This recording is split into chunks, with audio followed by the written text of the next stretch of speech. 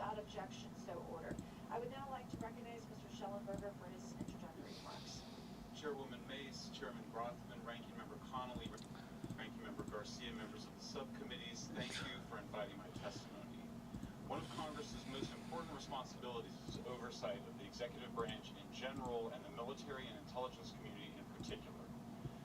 Unfortunately, there is a growing body of evidence that the U.S. government is not being transparent about what it knows about unidentified anomalous phenomena, and that elements within the military and the IC are in violation of their constitutional duty to notify Congress of their operations. President-elect Donald Trump and former President Barack Obama have both said it is my honor and privilege to testify before you on the issue of unidentified anomalies as well secrets as sacred in the cosmos. This is unacceptable. Many of my former colleagues and I have provided classified testimony to both the Department of Defense and the Intelligence Community Inspector General, and many of us have subsequently been targeted by this cabal with threats to our careers, our security clearances, and even our lives. This is not hyperbole, but a genuine fact, and this is wrong. To fix these problems, I propose three principal actions. First, Congress and the President should create a single point of contact responsible for a whole-of-government approach to the UAP issue. Currently, the White House, CIA, NASA, the Pentagon, Department of Energy, and others play a role, but no one seems to be in charge, leading to unchecked power and corruption. Second, we need a national UAP strategy that will promote transparency and help restore the American public's trust at a time when the public's trust is at an all-time low. This strategy should include a whole-of-government approach, including the academic and scientific communities, the private sector, and our international partners and allies. Third, Congress should create a protected environment so whistleblowers desperate to do the right thing can come forward without fear. As it currently stands, these whistleblowers suffer because of stigma, a code of silence, and concerns about retaliation. These whistleblowers should be encouraged to come forward in ways that protect them against any forms of retaliation. Policies and procedures should ensure that protection, and for those who refuse to cooperate, it is up to the members of this committee and the other lawmakers to wield their subpoena power against hostile witnesses and prevent additional government funding to those UAP efforts that remain hidden from congressional oversight. In closing, we as Americans have never been afraid of a challenge. In fact, we thrive on them. Whether it's eradicating polio or going to the moon, we don't run from a challenge, we take it head on. To the incoming administration and Congress, I say to you, we need immediate public transparency. And this hearing is an important step on that journey. If we approach the UAP topic in the same way as we, as Americans, have met other challenges, we can restore our faith in our government institutions. Together, we can usher in a new era of accountable government and scientific discovery. I believe that we as Americans can handle the truth. And I also believe the world deserves the truth. Thank you, esteemed members of Congress, for your time today. It is profoundly appreciated by many. Thank you. I ask unanimous consent for Representatives Ogles of Tennessee and Boebert of Colorado to be waived onto the subcommittee for today's joint subcommittee hearing for the purpose of asking questions. Without objection, so ordered. I would now like to recognize Mr. Schellenberger for his introductory remarks. Chairwoman Mace, Chairman Grothman, Ranking Member Connolly, Ranking Member Garcia, members of the subcommittees, thank you for inviting my testimony. One of Congress's most important responsibilities is oversight of the executive branch in general and the military and intelligence community in particular. Unfortunately, there is a growing body of evidence that the U.S. government is not being transparent about what it knows about unidentified anomalous phenomena, and that elements within the military and the IC are in violation of their constitutional duty to notify Congress of their operations. President-elect Donald Trump and former President Barack Obama have both said that the government has information about UAPs that it has not released. There are other explanations for UAPs than that they represent a new form of life or non-human life. Current dominant alternative theories, including those put forward by AARO, are that UAPs are some kind of natural phenomena we don't yet understand, like ball lightning or plasma. They could also be part of some new U.S. or foreign government weapons programs, such as drones, aircraft, balloons, CGI, hoaxes, or birds. Whatever UAPs are, Congress must be informed, as must the people of the United States. We have a right to know what UAPs are, no matter what they are. However, we now have existing and former U.S. government officials who have told Congress that AARO and the Pentagon have broken the law by not revealing a significant body of information about UAPs, including military intelligence databases that have evidence of their existence as physical craft. One of those individuals is a current or former U.S. government official acting as a UAP whistleblower. This person has written a report. This is the report that says the executive branch has been managing UAP NHI issues without congressional knowledge, oversight, or authorization for some time, quite possibly decades. Furthermore, these individuals have revealed the name of an active and highly secretive DoD unacknowledged special access program, or USAP. The source of that document told me, that the USAP is a strategic intelligence program that is part of the U.S. military family of long-standing, highly sensitive programs dealing with various aspects of the UAP problem.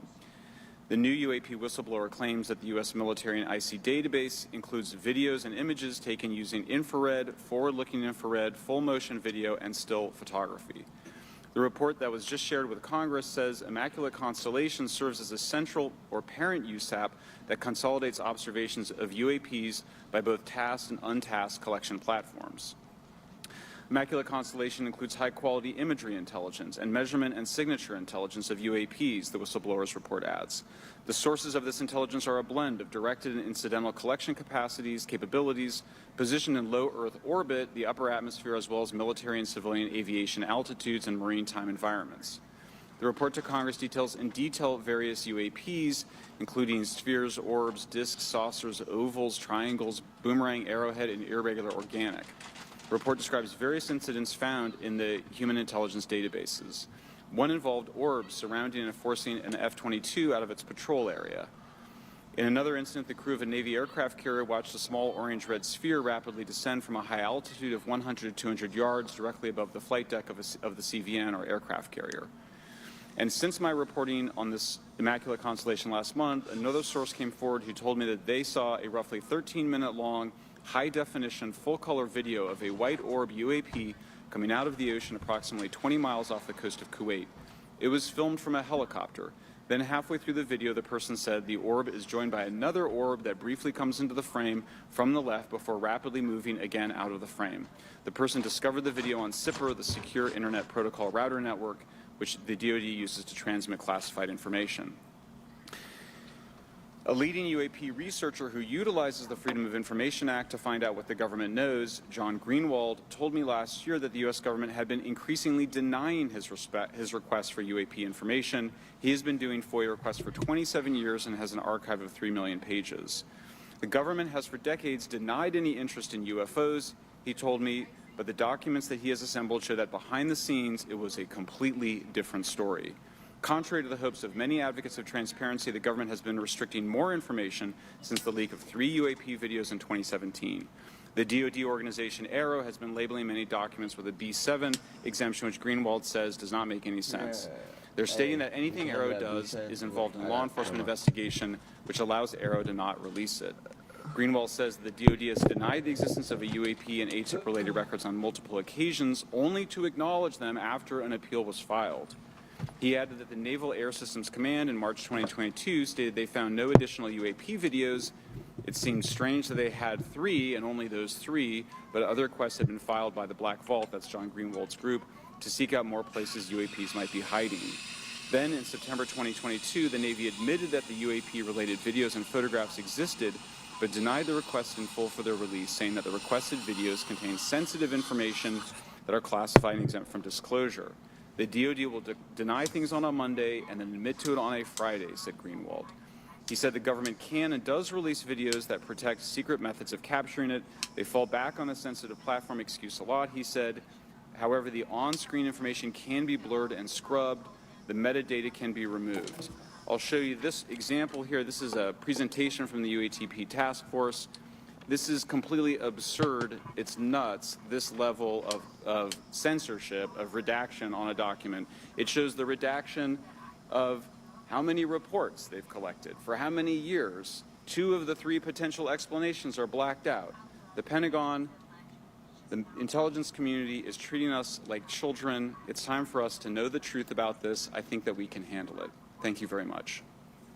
Thank you. I would now like to recognize Mr. Gold for 5 minutes. Thank you, Chairwoman Mace, Chairman Grothman, Ranking Members Connolly and Garcia, Representative Moskowitz, and distinguished members of both subcommittees. I'm grateful to all of you, as well as your intrepid staff, for the opportunity to testify, and would like to begin by discussing courage. Courage is what it takes to tackle this topic, and courage in the face of adversity is what I see in front of me, beside me, and behind me. Per my introduction, I am currently the Chief Growth Officer at Redwire Space and have had several leadership positions at NASA. That being said, I want to be clear that I am speaking exclusively on my own behalf and not for Redwire, NASA, or any other organization. However, I am here today to speak out for science. Science requires data, which should be collected without bias or prejudice. Yet, whenever the topic of UAP arises, those who wish to explore the phenomena are often confronted with resistance and ridicule. For example, members of the NASA UAP Independent Study Team, particularly those in academia, were mocked and even threatened for simply having the temerity to engage in the study of UAP. Our best tool for unlocking the mystery of UAP is science, but we cannot conduct a proper inquiry if the stigma is so overwhelming that just daring to be part of a NASA research team elicits such a vitriolic response. Therefore, one of the most important actions that can be taken relative to exposing the truth of UAP is to combat the stigma. And this is where I believe that NASA can be eminently helpful. The NASA brand is synonymous with hope, optimism, and credibility. If you were to take a walk down the National Mall, you would immediately see the NASA logo on t-shirts, hats, and bumper stickers. Few federal agencies enjoy this kind of popularity. I've never seen anyone wearing an Office of Personnel Management t-shirt, which is why NASA could play such an influential role. Specifically, NASA could, with relatively little cost and effort, host symposia on UAP, or even just participate in existing panels examining the topic. NASA personnel stepping forward and participating in such discussions would make a powerful statement to the scientific community that UAP should be taken seriously and researched accordingly. In regard to research, NASA has vast archives, much of which may contain important UAP data. Again, for relatively little cost and effort, NASA could create an AI or ML algorithm that could search the agency's archives for anomalous phenomena. I suspect that such an effort would not only result in information that will help us to understand UAP, but could result in data that will assist in other areas of scientific inquiry, such as anomalous weather or meteorite activity. Beyond its existing archives, NASA could act as a clearinghouse for civilian and commercial UAP data. During my work on the UAP Independent Study Team, it quickly became evident that there is no clear or well-publicized process for civilian pilots to report UAP sightings. The stigma associated with UAP hampers the number of pilots that would report such phenomena, but even for those who overcome the stigma, I believe the current FAA guidance is largely unknown and poorly understood. In order to effectively collect UAP data, the independent study team recommended the use of NASA's Aviation Safety Reporting System, or ASRS. This system, which is administered by NASA and funded by the FAA, provides a confidential means for the reporting of safety violations in a voluntary and non-punitive manner. Over 47 years, the ASRS has collected nearly 2 million reports. ASRS is the perfect tool to collect UAP data, which could then be collated by NASA and shared with the public at large. Leveraging ASRS could create a treasure trove of UAP data, potentially hundreds of thousands of reports, supporting this hearing's goal of exposing the truth. And I'm grateful to our two co-chairs and other members who have already incorporated this idea into proposed legislation. At this hearing, and as others have demonstrated, the UAP issue is justifiably dominated by national security and defense. However, I would urge the subcommittees to keep in mind the numerous ways that NASA and the FAA, as well as commercial activities in the air, in space, and in the water, can generate a massive amount of invaluable data on anomalous phenomena. I cannot help but be excited by the potential for such an endeavor, since scientific discovery is driven by anomalies. It's the existence and study of anomalies that led to the theory of relativity, quantum mechanics, and nearly all of humanity's scientific breakthroughs. This is why the study of UAPs should be embraced, since whatever is occurring, the chance to garner new knowledge should never be ignored. We must be thorough in collecting information, fearless in making conclusions, and open to following the data, no matter how mundane or extraordinary the results may be. I began this testimony by praising the Joint Subcommittee members for their courage, and I will end by echoing that sentiment. As the saying goes, the truth is out there. We just need to be bold enough and brave enough to face it. Thank you. Thank you. Thank you all. I will now recognize myself for 5 minutes of questioning. I have a lot of questions, and I have a lot of witnesses. So I would just ask if it's yes or no to please just tell me yes or no. If it requires more than that, be very succinct, because I would like to go down the line and ask as many questions as possible. So for the Admiral this morning first, former DoD official Chris Mellon reached out to you about satellite imagery from 2017 that depicts a UAP. What were the dates in 2017 when this occurred? I can't share with you the details, ma'am, but I can do it in a closed setting, and I can also tell you the agency that wrote a report on it. Okay, so who has the imagery? I can tell you that in a closed setting. Can you describe what was depicted in the satellite imagery? Just a description. It was a UAP, ma'am. That's it? No other description? The term that the analysts used, they call it the button. It was a disc-shaped object. Okay, where was it? I can't tell you that, ma'am. Okay. All right. Okay, Mr. Elizondo, you state in your testimony that, quote, advanced technologies not by our government or any other government are monitoring sensitive military installations around the globe, end quote. If these technologies are not made by any government, who's making them? Private companies, or are you implying they are crafted by a non-human intelligence? Well, ma'am, that's precisely why we're here. The problem is that, temporally speaking, over decades, not just the last 10 years, to put this in perspective, Are these private companies you're implying, or is this non-human intelligence? It may be both. Okay. When it comes to Blue Force Technologies, I would not be able to discuss. Okay. Are you read into secret UAP crash retrieval programs? We would have to have a conversation in a closed session, ma'am. I signed documentation 3 years ago that restricts my ability to discuss specifically crash retrievals. I submitted for my book through the DOPSR process, which took a year for it to be reviewed. And what is in the book is what I was told I'm allowed to talk about. Has the government conducted secret UAP crash retrieval programs, yes or no? Yes. Okay, were they designed to identify and reverse engineer alien craft, yes or no? Yes. Does the U.S. government have any reverse, okay, we already answered that question about retrieval programs. Do any U.S. contractors have the same? I would prefer to address that in a closed session, ma'am. Okay. In your book, you mentioned government employees who've been injured by UAPs, placed on leave, and receiving government compensation for their injuries. Is that correct? That is correct. How can the government deny we have recovered craft if they're paying people because they've been injured by recovered craft? Ma'am, that's a great question. That's why I think we're here again, because I've seen the documentation by the U.S. government for several of these individuals who have sustained injuries as a result of a UAP incident. It's a crazy idea, right? The hypocrisy and the logic. Okay, Mr. Schellenberger, I'm going to say it again to be very clear. Immaculate Constellation. What's its mission and how are they funded? Its mission is to, as I stated, its mission is to, it's an unacknowledged special access program. Its mission is to document UAPs. Okay, and do you, for your story and your report, do you have more than one credible source? I do. Sourcing, okay. I do. And then why do you believe your sources to be credible? How do you judge the veracity of the documentation you've been provided about this program? I checked the sources, and they are who they say they are. They are current or former government officials. Mm-hmm. I want to also add that I did not specify that they were Defense Department employees. I didn't specify the agency nor the gender. Would they have included non-government employees, people that aren't employed by the government? I'm comfortable saying that these are government or previously government employees. Any of them currently employed by a private contractor or private contractors? I'd rather not say. Okay. What's the key takeaway, just a few seconds, about the Immaculate Constellation document you provided us today?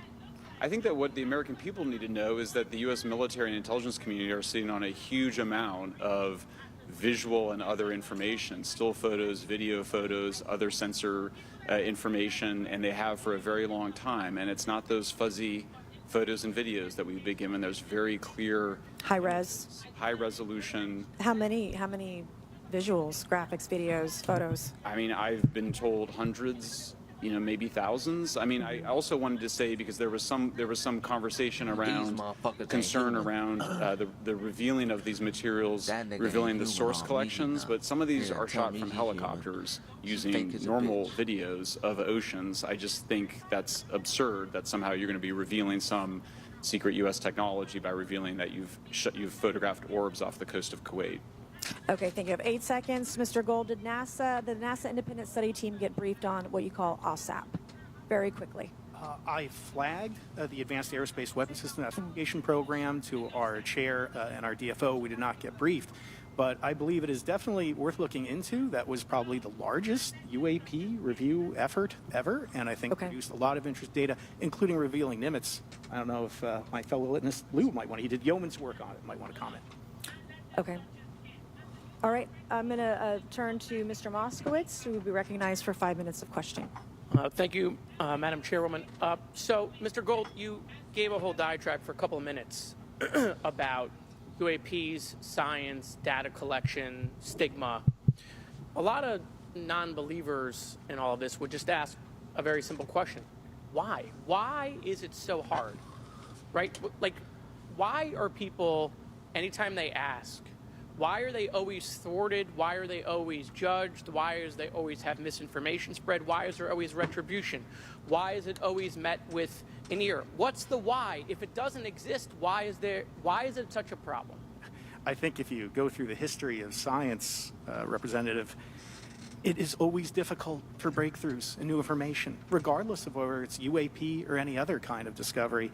And in science, we're supposed to be open, but when you break with the orthodoxy of what's believed, whether it's Galileo saying that the Earth doesn't rotate, or the Earth rotates around the sun, or the sun doesn't rotate around the Earth, it's always challenging for new beliefs. And the more extraordinary those discoveries, the more extraordinary those new beliefs, it's very difficult. So I think this is natural. There's natural conservatism that when it comes to science, but this issue in particular has been very difficult where, again, even to attempt to study it becomes problematic.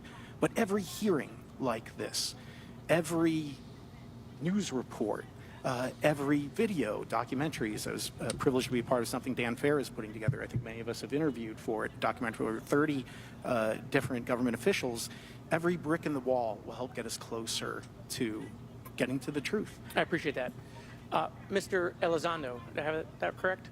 Sir. I'm a recovering lawyer, so I'm going to put my hat on for a second. You said you signed a document. Love that. Who gave that to you? The U.S. government, sir. Okay, you have a copy of it? It is stored in a skiff right now. I do not have possession of it. The U.S. government does. What department of the U.S. government gave you this document? I will say the Department of Defense. Unfortunately, I can't say in this forum much more than that. You specifically said the document said you can't talk about crash retrieval. Well, you can't talk about Fight Club if there's no Fight Club. Correct. Okay, I'm just making an observation. Yes, sir. So that document that you signed, that you said exists, specifically said you can't talk about crash retrieval. Correct, sir. It was a limitation on because already I'd been speaking publicly about the topic, and so the document said you can continue saying X, Y, Z, but you cannot discuss the topic. When you of crash give retrieval. me the atmosphere of signing this document. You're in a room by yourself? I'm in a skiff with a security officer, sir. Just one-on-one? Anybody else? There may have been an assistant as well. It was in a skiff within a Department of Defense facility. Give me your background real quick. My background is I went to school to study microbiology and immunology, entered into the U.S. Army, and after a very short stint in military intelligence, I became a counterintelligence special agent. As a civilian, later on I became a special agent in charge, running investigations in counterterrorism and counterespionage primarily, with some experience in counterinsurgency and counternarcotics. And then in 2009 timeframe, when I came back to the Pentagon after a tour with the Director of National Intelligence, I quickly became part of a program that was originally called OSAP that evolved into the program now called ATIP, which is where those videos that we now see, the Go Fast, the Gimbal, the FLIR, that was part of our effort, sir. Right. So you're not some conspiracy theorist. You actually have a legitimate background. Well, sir, I'm certainly not a conspiracy theorist. I'm fact-based, just a fact. So when you're in this room, I want to paint the picture of everybody. You're in this room, you're by yourself, you're in a skiff, you're handed a document. How long is the document? It's about a page front and back. So basically, you have some things they call trigraphs, which I cannot, again, talk to. How long were you given to sign the document? As long as I needed, sir. And what if you didn't sign it? Well, I suspect there'd be repercussions. I wouldn't have access to certain information. Were you allowed to ask a lawyer, or weren't allowed to ask for a lawyer to review the document? It wasn't an option, but they probably wouldn't have allowed me to, because the document itself is pretty explicit about you have to be, putting me in an interest. Let me try to thread the needle here. There are certain documents that we have in the U.S. government that allow people to have access to certain programs, whether it's a special, and I'm going to be very generic here, whether it's a special access program or a controlled access program, SAP, CAP, whatnot. How many people have to sign that document? It depends how many people are going to get access to the information, sir. Okay. Last question. Doctor, real quick, can you tell us about the Omaha incident in greater detail? I've read your background, right? Some people would label you as a member of the deep state, since you worked in government for a long period of time. But can you tell us more about that incident? You've written a lot about that. I wrote a lot about incidents like it, Congressman, but that specific incident involved the USS Omaha, a littoral combat ship of the U.S. Navy operating off Southern California. I don't remember the exact date. It was within the last decade. And what the watchstanders on the bridge observed was a UAP, again, something that was aloft but had no observable exhaust or control surfaces. So it was something that couldn't be explained. And then they saw it enter the water from the atmosphere and going through the air-sea interface, and so thus exhibiting transmedium travel. Thank you. I yield back. Thank you. I'll now recognize Mr. Grothman for 5 minutes of questioning. Yeah, we'll start with Mr. Gallaudet. During a previous UAP hearing, Navy Commander David Fravor discussed the TikTok object engaged in 2004. Are you familiar with the incident, the TikTok incident? Yes, sir. That's almost 20 years ago, right? Yes, sir. It's been said there are more videos, documents, and reports related to this incident. Do you believe the information regarding the TikTok incident should be available to all members of Congress? And in your expertise, what reason would the Department of Defense possibly have for not releasing information that's over 20 years old? Thank you, Congressman. I don't think there's any good reason to withhold information and important data, especially of a national security concern from Congress. All because of TikTok. They know everything. They know what the fucking shit. They know what we do, what we look like, what's funny to us. Send a motherfucking sleeper agent over here. You know everything about us. They gotta get rid of TikTok, bro. They got Instagram. That's why they're trying to do. Look, cuz. Why you think they're trying to make YouTube, Instagram, everything like fucking TikTok? You just scrolling up and down shorts and shit. They want y'all to get the fuck off of that shit, bro. That shit, you giving information to China, my nigga. Them niggas cyber attackers were cooked. They got everybody's phone. TikTok, it's on my phone right now. It's on my computer right now. If we get fucked up by China, they turn everybody's shit off. Done. You got an app in your phone controlled by another country that's our adversary. They're going to turn our shit off. We're not going to have no internet, nothing. Not going to know what the fuck's going on. They got everybody's money because your shit connected to the Wi-Fi. Wi-Fi connected to all these.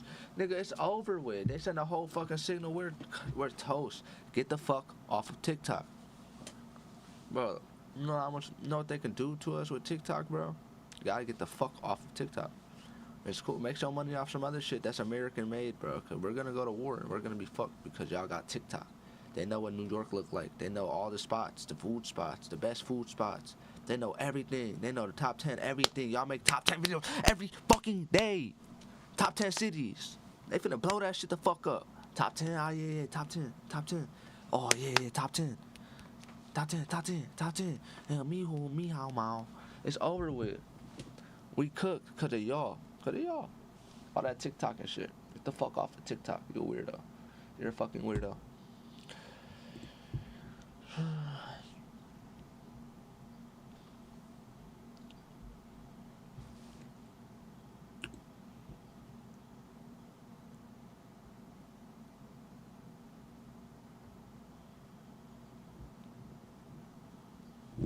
Me how mao top 10. Top 10, top 10. Oh, top 10. Oh, that air fool young. All the Chinese spots are gonna be spared though.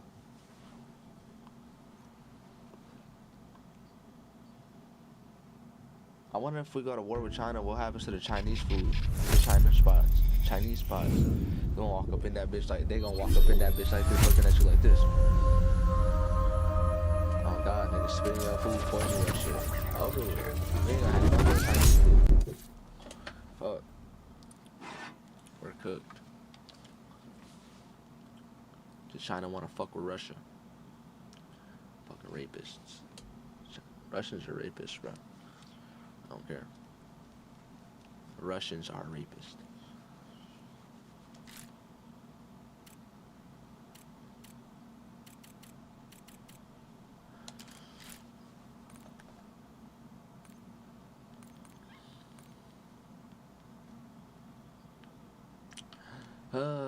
You had a good little break, man. Let's see the damage. My shit fucking glitching.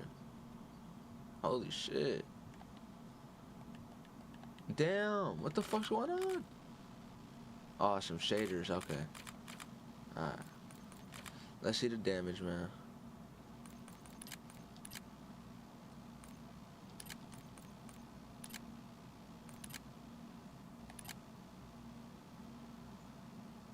$808, damn.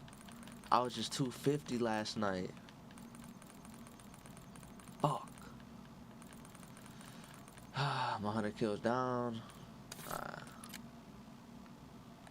That nigga's going crazy. Damn, he was playing all night.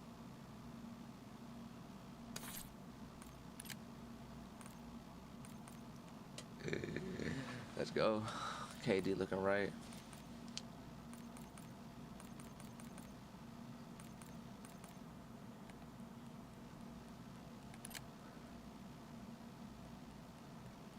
These niggas going nuts though.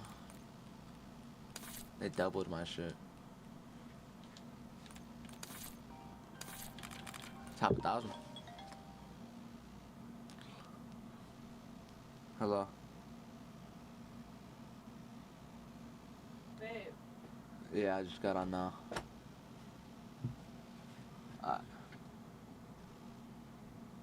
Alright, baby. Tell him, yeah. Here. Yeah, I got it.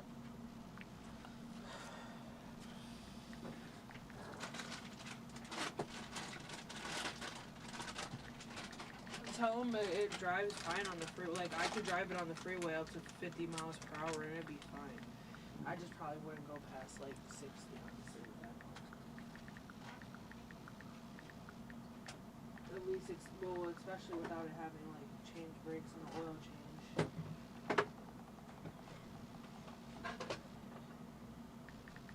Forever young, I wanna be forever young. Do you really want to live forever? Forever, forever, forever. I wanna live forever. Do you really want to live forever?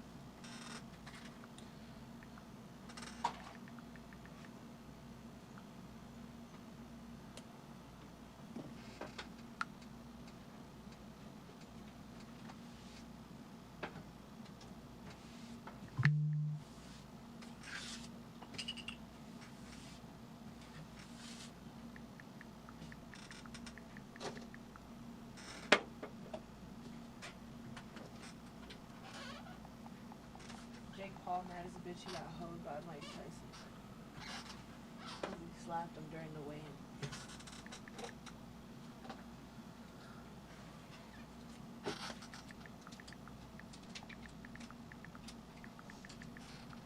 see that video with the interviewer where she was like, what would happen if you lose? He was like, I'm not gonna lose. She was like, well, what would happen if you did happen to lose? She was like, did you not hear me? I'm not gonna lose. He was mad.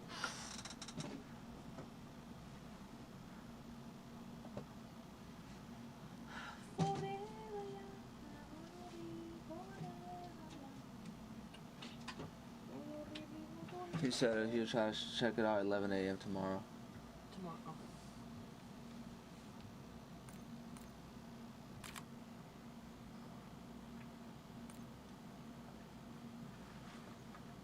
Tell him there's no AC. It says that in the description, right?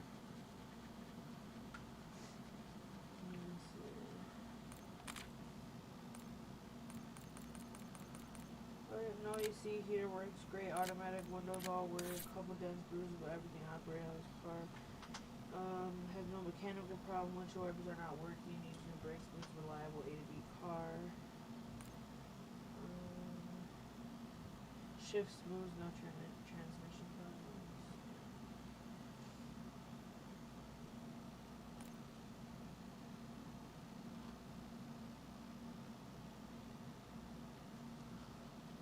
Damn, I know I can get that shit gone for like 2 bands, so. You get in and drive that bitch, you'll know. That motherfucking, no fucking, it's not lagging. It's not motherfucking, no air leaks, no nothing. The engine. The Honda? Yeah, fucking No, power. you drive that car and that Honda is fucked up. It's because it needs brakes. That's not why. Maybe it's just because it needs an oil change. And an oil change, yeah. That's probably why. It probably will drive way more smooth if it needs an oil change. Because that should be... Like, it drives fun. Alright, bounce couldn't need shocks.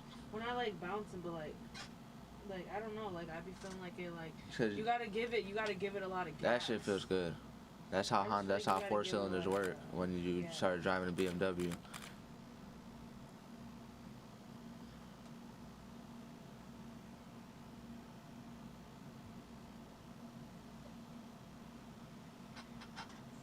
That motherfucker floats.